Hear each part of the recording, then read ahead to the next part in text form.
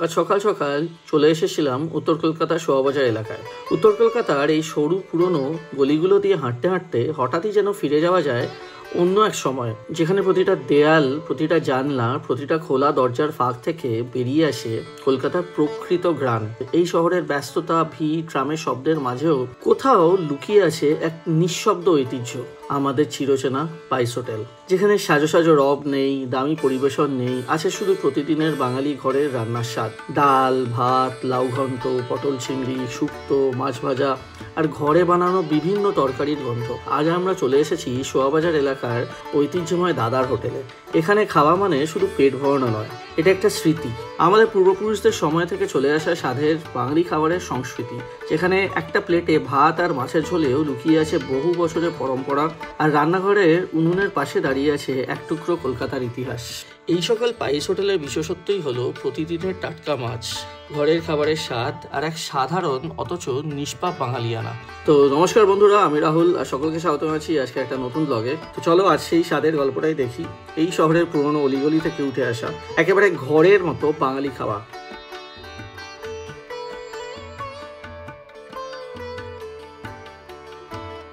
আর আজকে আমাদের সঙ্গে আছে হচ্ছে বার্তিক আমাদের রেয়াজির পুরো সোশ্যাল মিডিয়া সাইটটা দেখে।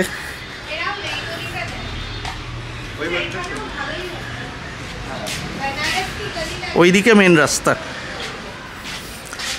বেনারসের গলি লাগছে।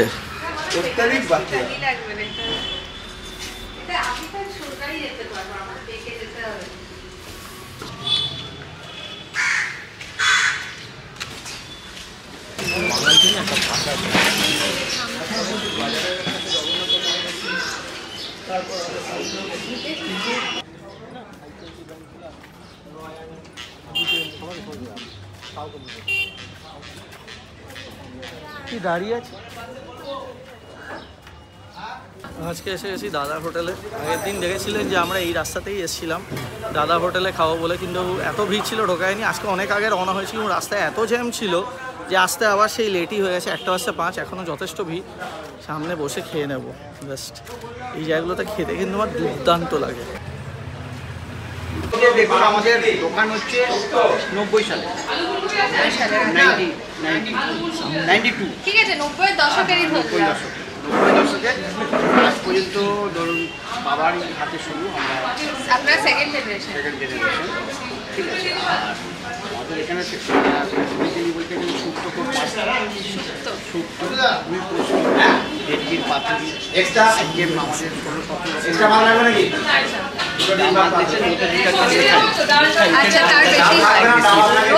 আমাদের 16 রোজ খোলা, সকাল 10টা থেকে 11টা থেকে 4টে, আর সন্ধ্যাবেলা 7:30 থেকে 7:30।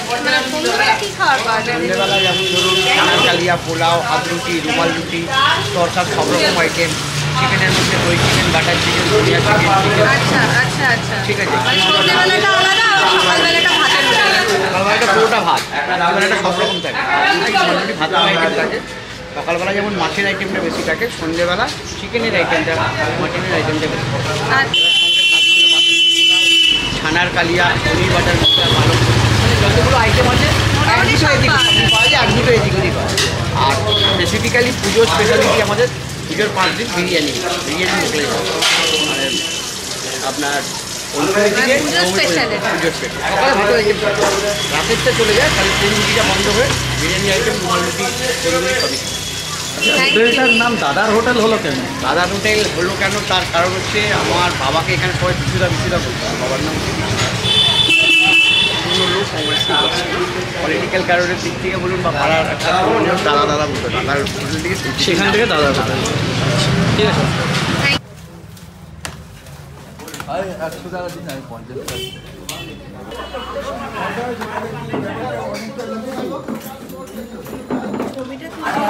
আমরা প্রচুর পাইস হোটেলে খেয়েছি আজ অবধি, কিন্তু দাদার হোটেলে আসা হয়নি। এটা 90-এর দশকে হয়েছে এই পাইস হোটেল।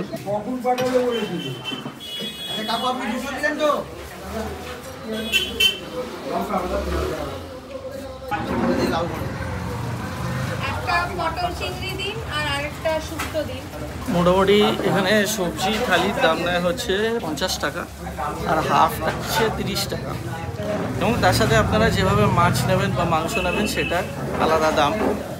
এখানে মানে মেনু চেঞ্জ হয়, এগুলো যেভাবে মাছ পাওয়া যায় সেই হিসেবে চেঞ্জ হয়। এটা হচ্ছে বেসিক থালি যেটা, সেটা দিয়ে গেছে উচ্ছে ভাজা, ডাল, ভাত, ওকে ঝুড়ি আলু ভাজা দিয়েছে। এটা মুসুর ডাল, এটা হ্যাঁ, আমি হাতটা ধুয়ে আসি। হাতটা ধুয়ে। সাথে পটল চিংড়ি দিয়ে গেছে, যেটা আমি খাবো না, এটা ও খাবে, কারণ আমি তো চিংড়ি খাই না, শুক্তো। এদিকে ভেটকি পাতুরি দিয়ে গেছে, দই কাতলা, এদিকে চিকেন, আর এটা হচ্ছে চিংড়ি, আর এটা দিয়েছিলাম অর্ডার লাউ ঘন্ট। তুই লাউ মাছের মাথা দিয়ে লাউ আমার খুব ভালো লাগে, পার্সোনাল ফেভারিট। আর এই হচ্ছে মুসুর ডাল, জল জলে ডাল।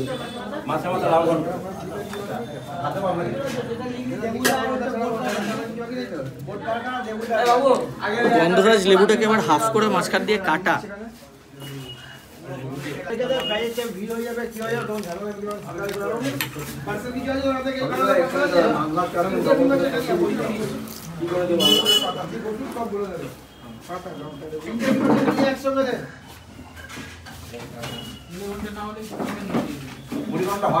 ঠিক বাজে দুপুর 1টা, পারফেক্ট লাঞ্চের টাইম। लौकी के साथ बज्जी का बुरा देखा है नहीं है, पटल के साथ छोटा छोटा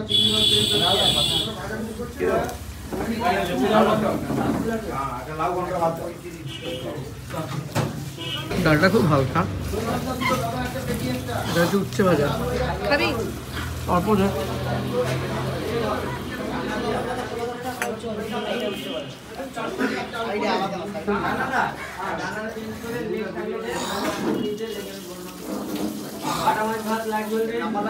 উচ্ছে আলু ভাজাটার মধ্যে আলুটা না খোসা সহ ভাজা। ঠিক আছে। আচ্ছা, চাটনি আছে।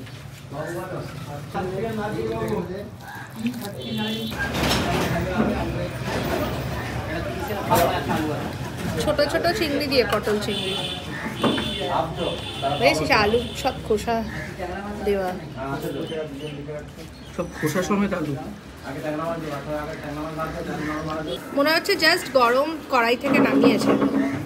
এটা কিন্তু সত্যিই ভালো টেস্ট হয়েছে, একটু ঝালও দিয়েছে। ছোট্ট চিংড়ি, এগুলো শ্রিম্প বলে, ছোট্ট ছোট্ট। আচ্ছা, এবার আমি নেবো হচ্ছে লাউ ঘন্ট। মাছের মাথা দিয়ে লাউ আমার অলওয়েজ ফেভারিট। এই যে এটা আমার মাও খুব ভালোবাসে, দুর্দান্ত বানায় মা। আচ্ছা, মাথাটা পুরো গলে গেছে একদম প্রায়, হ্যাঁ, স্ম্যাশ করা।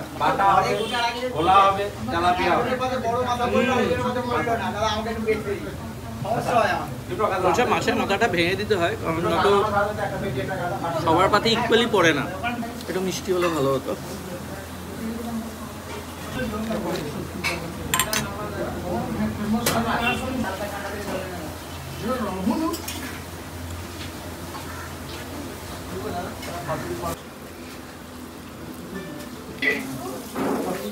আস্তে আস্তে ভিড় বাড়ছে।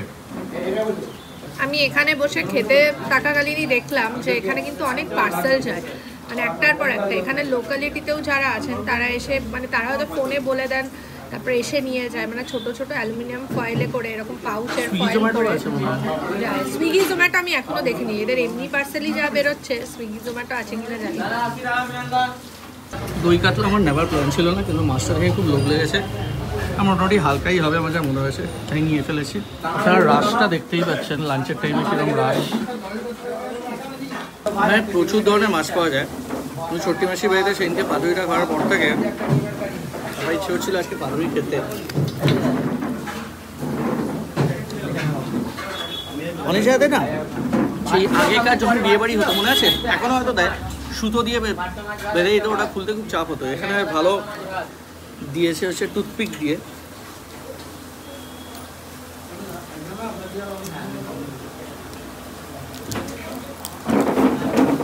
ভেটকির পিসটা মনেই হচ্ছে মোটা এবং বড়।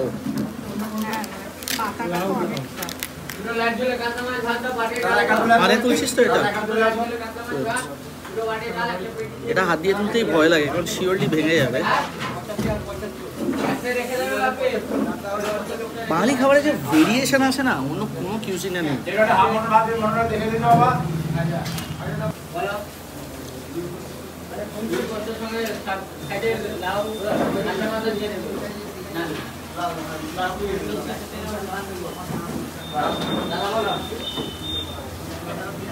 একটু কলা পাতাও ভুল করে খেয়ে নিয়ে এসো। খাঁটি সর্ষের তেলের যে ঝাঁঝটা আছে না, ওটা পুরো মাথায় গিয়ে হিট করছে সর্ষের তেলের ঝাঁঝটা। আর ভেটকিটা একটু দেখা, ফ্রেশ খাঁটি কলকাতা ভেটকি। ভেটকি মাছ এমন একটা মাছ যেটা দিয়ে আমার মনে হয় শুধু পাতুরি আর ফিশ ফ্রাইটাই ভালো হয়। আর নর্মাল ভেটকি মাছের ঝোল কিন্তু আমার অতটা ভালো লাগে না, যতটা ভালো পাতুরি আর ফিশ ফ্রাই লাগে বা ফিশ ফিঙ্গার।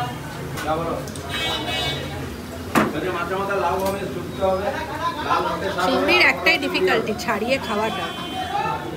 চিংড়ি তো ডাইরেক্ট মুখে দিয়ে দেয় সবাই, তাই এটা ছাড়িয়ে খেতে হয়।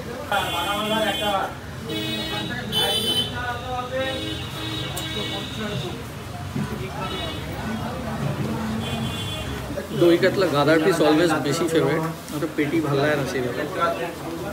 ঝোলটা পাতলা,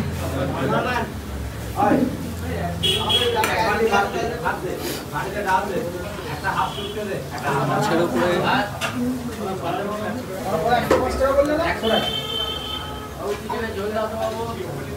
ঝোলটা একটা দই বড়ার মতন লাগছে। জেনারেলি পাইস হোটেলের মাছ কিন্তু খুব ফ্রেশই হয়।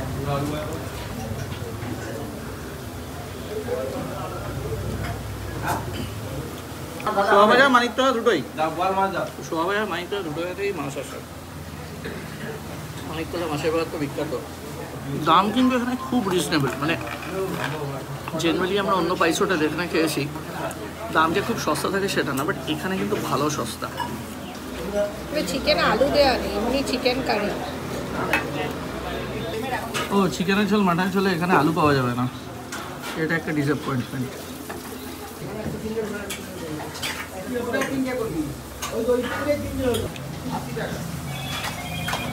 ওই আগেকার দিনে মাংসের ঝোল হতো না, রোববার ঝোল হলে বাড়িতে গন্ধ বেরোতো মাংস হলে,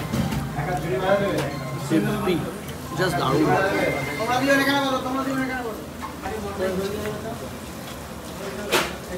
লাস্টেও চাটনি নিয়েছে, আমার পেটে আর জায়গা নেই, ইম্পসিবল। পাঁপড় এখানে পাওয়া যায় না, শুধু চাটনি।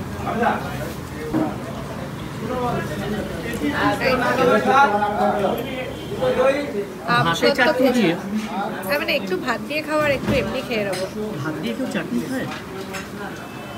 Just to finish. যদি আপনারা কোন ভাত দিয়ে চাটনি খেয়ে থাকেন প্লিজ জানাবেন। আমরা বেরোতে বেরোতে আমার ভিড় আরও বেড়ে গেল, মানে চরম ভিড়। জায়গাটা মনে হয় অন্য পাইস হোটেলের মধ্যে একটু ছোটো। আমরা যা খেয়েছি মানে বিল হয়েছে 610। দই কাতলা 65 টাকা, ভেটকির পাতুরি 110 টাকা, আর 120 টাকা হচ্ছে চিংড়ির মালাইকারি। মানে দামটা সত্যিই কম। আর বাকি সবও ওই মাছের আইটেম 70 থেকে 80, মানে ম্যাক্সিমাম 120 130। চিতল মাছটা হয়তো একটু বেশি, সবজি 50-60 এরকম। সেটা আমাদের প্ল্যান। এবার আমরা বাড়ি ফিরবো, বাড়ি ফিরে ব্লুকে নিয়ে আসবো, ঋত্বিকদা, মনমন্দি, ভিভানকে নিয়ে ভিক্টোরিয়ার সামনে আসছে, একটু ঘোড়াগাড়িতে চড়বে। আর এই শার্টটা এত গরম লাগছে, ওই শার্টটা চেঞ্জ করে আসবো।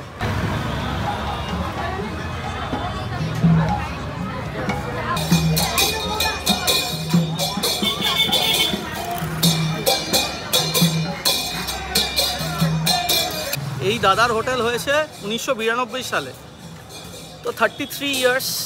দাদা হোটেলে সবকটা খাওয়াই ভালো ছিল। আর অন প্রিন্সিপাল আজকে ভেবে রেখেছে আজকে মাটন খাবো না, তো মাটন খাইও নি। চিকেনটা লাস্টের দিকে একটু নিয়ে এসে আমি আজকে মেনলি এসেছিলাম মাছ খেতে, এবং যেটা কাতলা ছিল খুব ভালো লেগেছে। ভেটকি মাছ ছিল শো স্টপার। আগের দিন ছোট্টি মাসি বাড়িতে ভেটকি পাতুরি, ওটা খেয়েই মাথায় রয়ে গেছে। এখানে এসে ভেটকি পাতুরিটা খেয়েছি, খুব ভালো লেগেছে। খালি আমার যেটা মনে হয় সেটা বেশিরভাগ পাইস হোটেলে আমি একই দেখেছি, যে মাছের ঝোলগুলো যখন বানায় না, মাছগুলোকে একটু বেশি ভেজে ফেলে। পাইস হোটেল নিয়ে আমার আরেকটা যে জিনিস বলার আছে সেটা হচ্ছে পাইস হোটেলে কিন্তু বাসি খাবারের কোনো কনসেপ্ট নেই। এটা কেন বলছি আমি, কারণ আগে যেদিন আমরা গেলাম স্বাধীন ভারত হিন্দু হোটেলে খেতে কলেজ স্ট্রিটের ওখানে যেমন তোপসে ফ্রাই হয়তো ওরা 50 পিসই বানায় দিনের দিন, মানে শেষ হয়ে গেল পরের জন আর পাবে না এরকম। মানে মাছ টাছগুলো ওই জন্য এত ফ্রেশ, যেটা আজকে হচ্ছে আজকে, কালকে আর কোনো ওটা ইউজ হবে না। আর সেই জন্যই এইসব পাইস হোটেলে বেশিরভাগ জায়গাতে ফ্রিজার বা ফ্রিজ ব্যাপারটা থাকেই না। আমরা মাঝখানে বাড়িতে গিয়ে ব্লুকে নিয়ে এসেছি, আবার এখন আমরা ভিক্টোরিয়া যাচ্ছি। চলো যাচ্ছি তো, ভাইয়ের সাথেই যাচ্ছি। আর সামনে ঋত্বিক দাদার গাড়ি যাচ্ছে, ঋত্বিক দাদাও আমাদের সঙ্গে যাচ্ছে। ভিক্টোরিয়া লাস্ট এসেছিলাম ছোটোবেলায়, এখন ভিক্টোরিয়া আসার মেন উদ্দেশ্য হচ্ছে ব্লুকে ঘোড়ার গাড়ি চড়াবে। বিমানও এসছে, ঋত্বিক দাদার সাথে সামনে হাঁটছে। এই ঘোড়ার গাড়িও ফাঁকা পেতে হবে, যা ক্রেজ এখন ভিক্টোরিয়ার, সামনে ভর্তি লোকজন। ভিক্টোরিয়ার ভেতরে বিভৎস বিষ, ভেতরে ঢুকছি না ঋত্বিকদা। ছোটবেলায় যে কতবার ভিক্টোরিয়া এসেছি বাবা মায়ের হাত ধরে, সেসব দিনগুলো আর কখনো ফিরে আসবে না। আজ বাবাও নেই, সময়ও বদলে গেছে, যুগও বদলেছে, আর আমিও বড় হয়েছি। আজ আমি এসেছি আবার ব্লুকে নিয়ে। ব্লু খুবই এক্সাইটেড, পপকর্ন খেয়ে বেড়াচ্ছে। চারিপাশে একই ভিক্টোরিয়া, একই হাওয়া, একই কোলাহল, তবু যেন কি নেই আগের মতন। সত্যি কথা বলতে গেলে যে মানুষটার সাথে স্মৃতি করেছিলাম সেই মানুষটার পাশে নেই। তবুও ব্লুয়ের এক্সাইটমেন্ট আর ওর হাসি শুনে মনে হয় স্মৃতি কখনো হারিয়ে যায় না, শুধু রূপ বদলায়। বাবার ছায়া যেন আজও আমাদের সঙ্গেই হাঁটছে।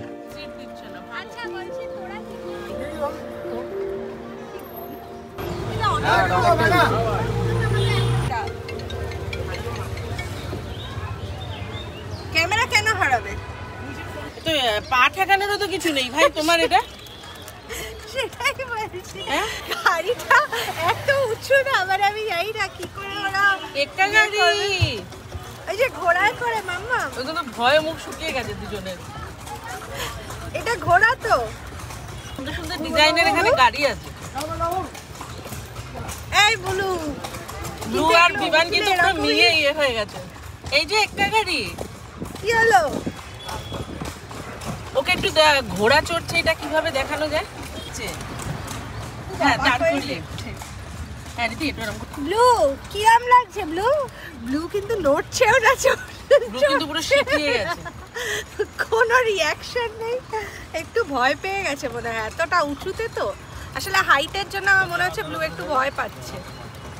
সত্যি অনেক উঁচু গো, অনেক উঁচু। আমার মানে আমার কিন্তু হাইট ফোবিয়া আছে। কেউ কাঁদেনি। বিমান কি ওটা কি? আমাকে দেখো, অলমোস্ট একটা বাসের ওপর বসে আছি। বেশ উঁচু, কিন্তু গাড়িগুলো দেখে ওরকম বোঝা যায় না, ভালো উঁচু। সিঁড়ি সিঁড়ি থেকে তারপরে হচ্ছে আমি খা পপকর্ন। এটা মজা দিয়ে টার্ন নেবে, এটা মনে হচ্ছে ময়দানের এদিক না ওইখান দিয়ে টার্ন নিয়ে এটা সেটা দিয়ে যাবে, আবার এটা দিয়েই ফিরবে। হ্যাঁ কি রোজ কেমন নিচে নামা, বিমান, তারপর কেমন? ভালো তো। মজা কেমন লাগছে? Direct এদিক দিয়ে দেখ। ওঠানোর মতো বয়স এখন না না না, আর এগুলো খুব দৌড়ালে মুশকিল আছে। এই যে হর্স, ঘোড়া। ব্লু কেমন চড়লি? বসেছিল, হ্যাঁ চুপচাপ বসেছিল ভয়ের চোটে, ব্লু কেমন চড়লি? চুপ করে বসেছিল ভয়ের চোটে। বাড়ি ফিরবো এবার আমরা। চাটা খেয়ে পুরো জিভটাই পুড়ে গেছে।